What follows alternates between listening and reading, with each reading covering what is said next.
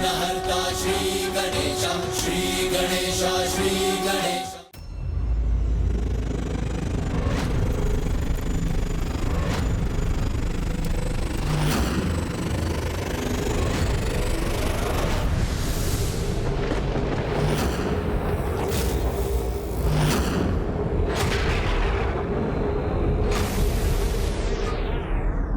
मेरे यज्ञ की अग्नि शांत क्यों हो गई? मेरी तपस्या संपन्न होने से पहले ही प्रभु महाशिव का आगमन क्यों रुक गया? यहां आने के लिए पग बढ़ाकर भी प्रभु महाशिव यहां आए क्यों नहीं? शिव नहीं आए क्योंकि शक्ति नहीं आई, और अब महाशिव वहां आएंगे भी नहीं।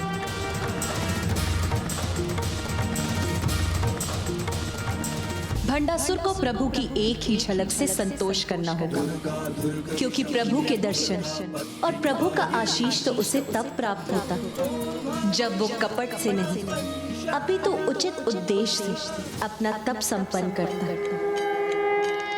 और उससे भी गूढ़ सत्य तो ये है कि प्रभु महाशिव और मैं एक दूसरे के पूरक हैं, इसीलिए हम दोनों भिन्न नहीं, एक ही हैं।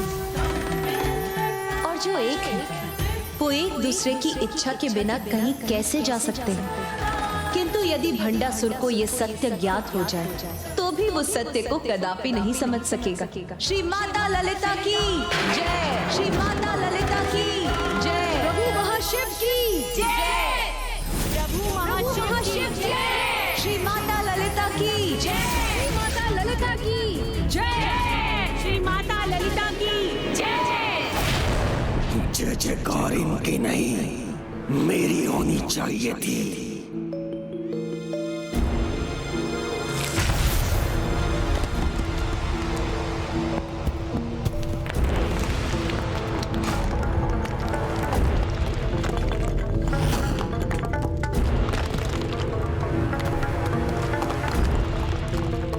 क्रोध से हो भयभीत संसार, ये उसी मायावी की माया है जिसने तुम्हारे यज्ञ को भंग कर तुम्हें पुनः विफल कर दिया, और तुम कुछ भी ना कर सके। ईर्ष्या से मिलती है सत्ता। आज तो तुम्हारी विजय के साथ तुम्हारा गुणगान होना चाहिए था, किंतु उस मायाविनी ने सब कुछ छीन लिया तुमसे। मोह पाश में सब संसार, ना तुम उसकी माया के कारण प्रभु गणेश जी की कृपा से वंचित होते और ना ही तुम्हारा यज्ञ अधूरा रहता।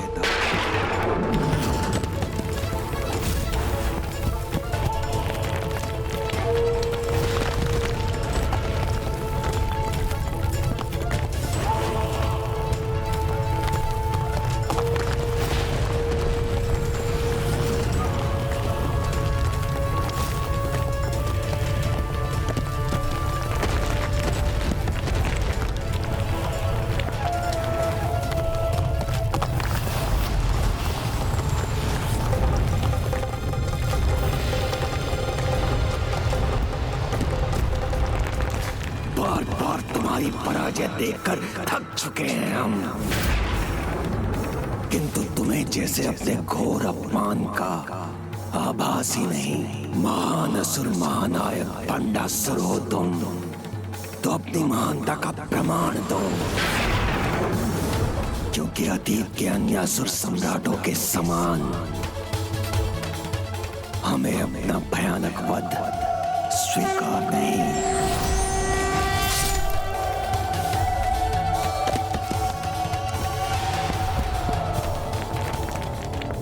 अब पीछे हटने में ही हमारी सुरक्षा है।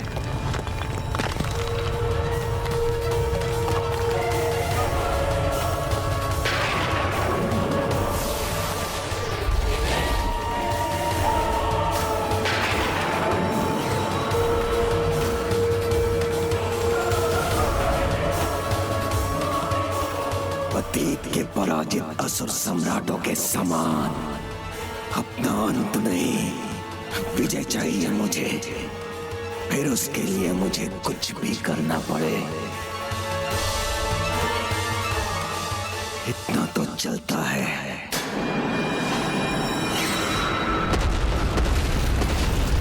माता, आज की पराजय सहना तो भंडासुर के लिए अत्यंत कठिन होगा, क्योंकि उसने एक ही दिवस में अपने पुत्रों, अपने आराध्य गणेश जी और शिव जी का साथ खो दिया है। नहीं देवी दंडीनाथ, जो अहंकार से ग्रस्त, उनके लिए वास्तविकता को समझकर स्वीकार कर पाना अत्यंत कठिन होता है।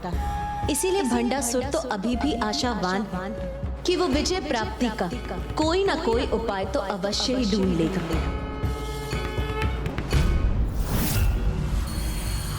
गुरुदेव, मुझे तो ये ज्ञात था कि शिष्य को अपनी पराजय को विजय में परिवर्तित करने का मार्ग बताना गुरु का कर्तव्य होता है, किंतु हम असुरों का कैसा दुर्भाग्य है। हमारे गुरु यहाँ ध्यान में मग्न हैं और वहाँ हमारी दुर्दशा हो रही है।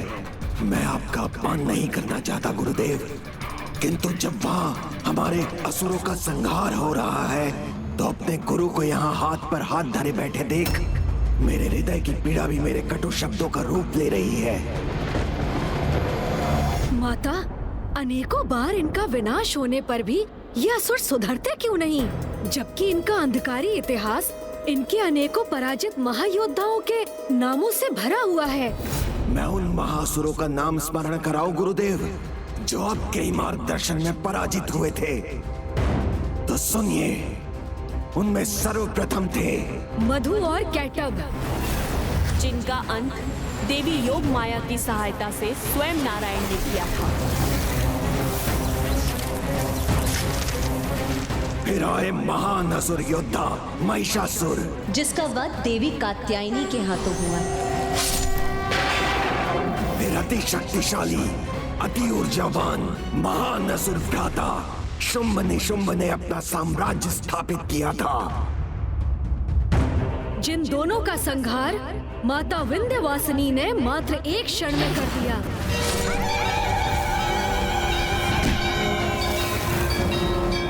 फिर महाबली तारकासुर, माता पार्वती से प्राप्त शूल से ज्येष्ठ कार्तिकेय भैया ने उसका अंत किया। तारकासुर के उपरांत थी त्रिपुर के स्वामी त्रिपुरासुर।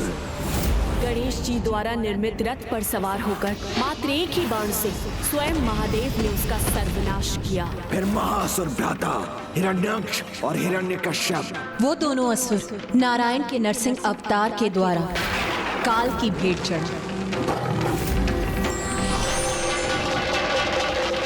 सहस्त्रार्जुन, प्रभु परशुराम जी ने जिसका वध किया। अनंत काल से यही होता आया है और भविष्य में भी यही होगा। त्रेता युग में नारायण अपने श्री राम अवतार, भ्राता लक्ष्मण और महादेव के अवतार श्री हनुमान की सहायता से रावण, कुंभकर्ण और मेघनाद जैसे असुरों का वध करेंगे। उसके उपरांत माता, और द्वापर युग में श्री नारायण कृष्ण अवतार लेकर कंस, शिशुपाल और दुर्योधन जैसे दुष्टों का वध करेंगे। किंतु माता, कलयुग में जब अधर्म का सर्वाधिक विस्तार होगा तब अधर्मियों का अंत कैसे होगा? कलयुग में जब भंडासुर द्वारा रोपा गया चलता है का भाव अपने चरम पर पहुंचकर सभी मर्यादाओं का दमन करेगा, तब श्री हरि नारायण कल की अवतार लेंगे। बुराई का अंत कर अच्छाई का वर्चस्व स्थापित करेंगे और संसार के समक्ष ऐसे उदाहरण सदा प्रस्तुत होते रहेंगे जब अधर्म को बढ़ावा देने वाले असुरों का विनाश होगा। और कितने उदाहरण दूं मैं आपको गुरुदेव? सदा हमारे असुरों के साथ अन्याय ही हुआ है। हमारा भाग्य कब पलटेगा? क्या हमारे विजय का द्वार कभी नहीं खुलेगा? जब हर बार हमारा विनाश ही होता है तो आप अपना कर्तव्य कहाँ निभा रहे हैं? हमारा गुरु होने का, हमारा मार्गदर्शन करने का। मैंने सदा अपने कर्तव्य का निर्वाह किया है, किंतु मेरा यह दुर्भाग्य है कि सभी असुर सम्राट अपने कर्तव्य पथ से हटकर अपने विनाश के मार्ग का चुनाव करते हैं। कभी लोभ तो कभी मद, कभी मोह तो कभी मात्सर्य, कभी काम तो कभी क्रोध के कारण असुर सम्राटों ने सदा अपने सर्वनाश को आमंत्रित किया है। और तुम वो सभी 6 विकारों के स्वामी हो। तुम्हारा भी वही परिणाम होगा,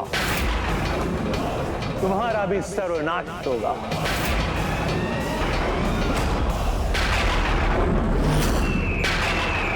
नहीं गुरुवर,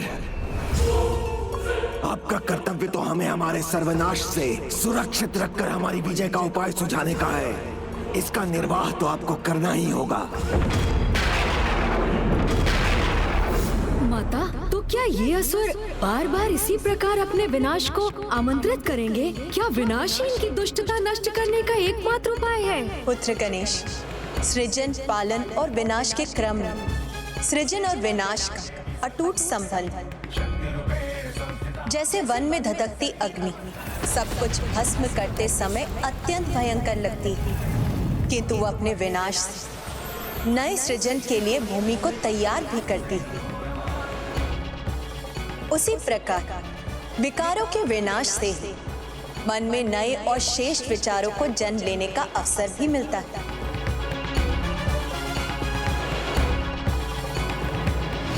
अपने भाग्य को परिवर्तित कर अपने विनाश को रोकने का चुनाव करने का अधिकार तो सभी सम्राटों के पास था, जिसका लाभ उन्होंने उठाया नहीं। किंतु तुम अभी भी अपने विवेक को जागृत कर वो चुनाव कर सकते हो, जिससे तुम भी सुरक्षित रहो और असुर समाज भी। बुद्धिमान वही होता है भंडासुर, जो अन्य किसी के भूल से सीख लेकर उचित मार्ग अपनाता है। अतीत के असुर सम्राटों की भूलों से सीख लेकर माता पराशक्ति से युद्ध करने की इच्छा त्याग दो। विनाश के पूर्व और विनाश के पश्चात अपने कर्मों को सुधारने का अवसर सबको मिलता है।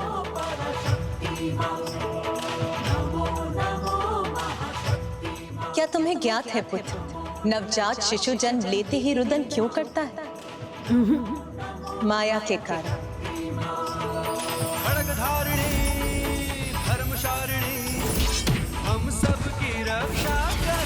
और वो अपने नए जीवन पूर्व के दोषों और पापों को ना दोहराने का प्रण लेता है, किंतु वो अपने नए जीवन के साथ जैसे ही सांसारिक माया जाल में प्रवेश करता है, वो सब कुछ भूल जाता है जो उसके प्रथम रुदन का कारण बनता है। तो माता, जब सभी को अच्छाई के मार्ग पर चलने की प्रेरणा प्राप्त होती है, तब भी अनेक जीव स्वार्थ सिद्धि के लिए अधर्म क्यों करने लगते हैं?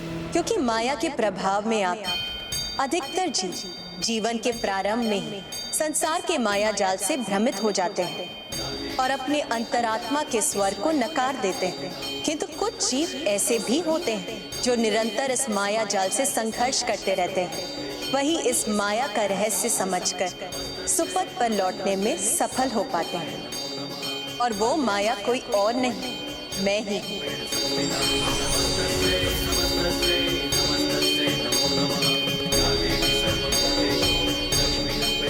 मैं ही प्रत्येक जीव को स्वतंत्र इच्छा भी प्रदान करती हूँ, और जो उस स्वतंत्रता का सदुपयोग करते हैं वो अपने जीवन की हर समस्या से सुरक्षित बाहर आ जाते हैं। उन्हें एक खरोच तक नहीं लगती। अभी भी समय है। जो क्षति तुम्हें पहुंची है उसे मात्र एक खरोंच समझकर भुला दो और अपने सुधार के मार्ग को अपनाओ। पूर्ण श्रद्धा से देवी महामाया के समक्ष समर्पण कर अपना भला बुरा सब कुछ उन पर छोड़कर अपने भाग्य को सुधारने का उपाय करो भंडासुर।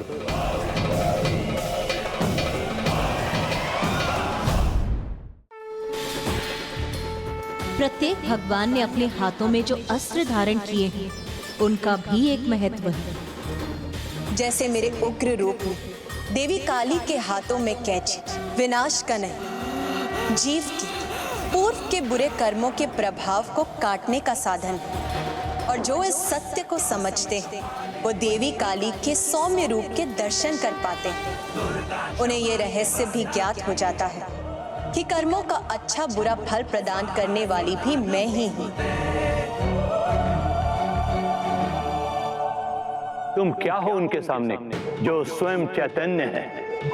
तुम उन पर विजय प्राप्त करने का उपाय चाहते हो ना? तो सुनो, उन करुणामयी माता को शक्ति से नहीं, एकमात्र भक्ति से ही प्रभावित किया जा सकता है।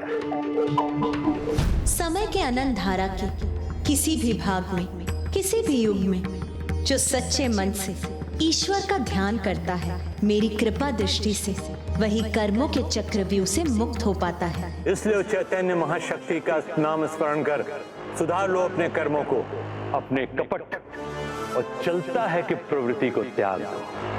माता के चरणों में गिरकर उनसे क्षमा याचना करो।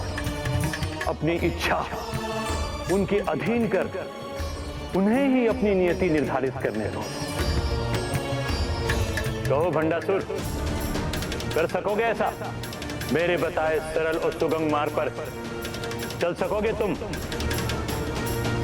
बोलो भंडासुर।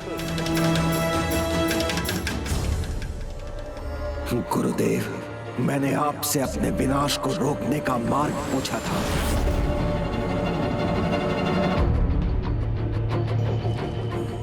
और आपने मुझे मेरी ही पराजय का मार्ग बता दिया।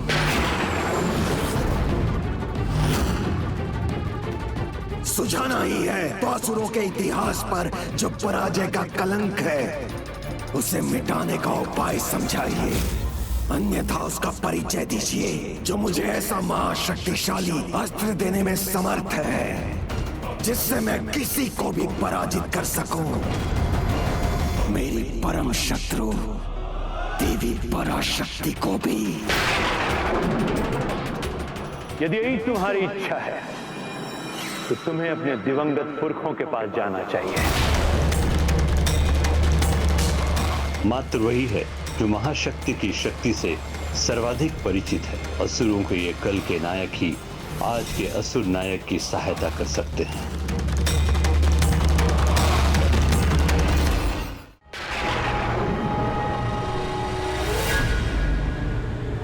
तो इतनी कृपा कीजिए, मुझे बताइए वो कहाँ हैं और मैं उन तक कैसे पहुंचूं? स्वर्ग उन्हें मिल नहीं सकता और अपने अत्यंत बुरे कर्मों के कारण नरक भी उनके लिए वर्जित है। शरीर का मोह, मृत्यु के बाद भी त्यागने में असमर्थ, वो सभी लोकों में सबसे भयंकर स्वर्ग और नरक के बीच ऐसे अंधकारी अधर में त्रिशंकु बने अनेकों भयानक कष्ट भोग रहे हैं, जहां वायु भी उनके संपर्क में आकर दूषित होने के भय से प्रवेश नहीं करते।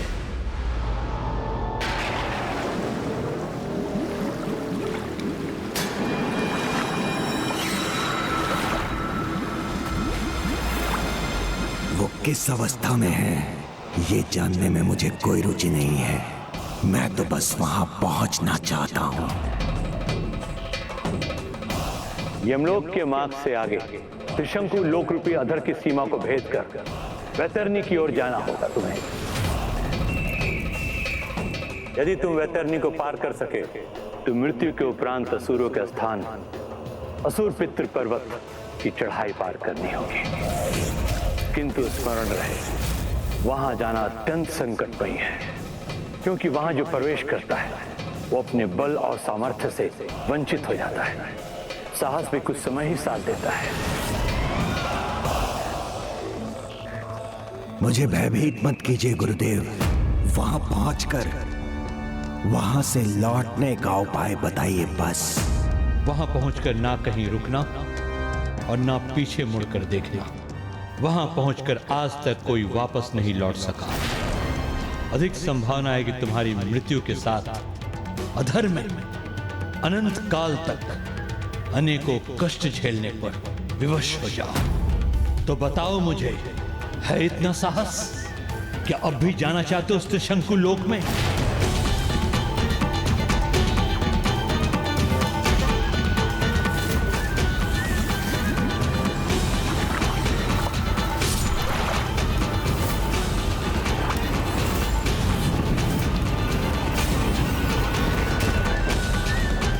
भंडासुर, वहां जाओगे तुम?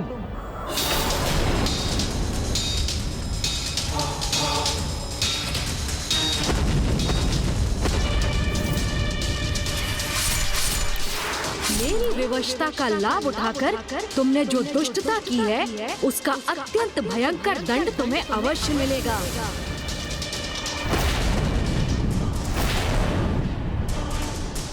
जाऊंगा, अवश्य जाऊंगा।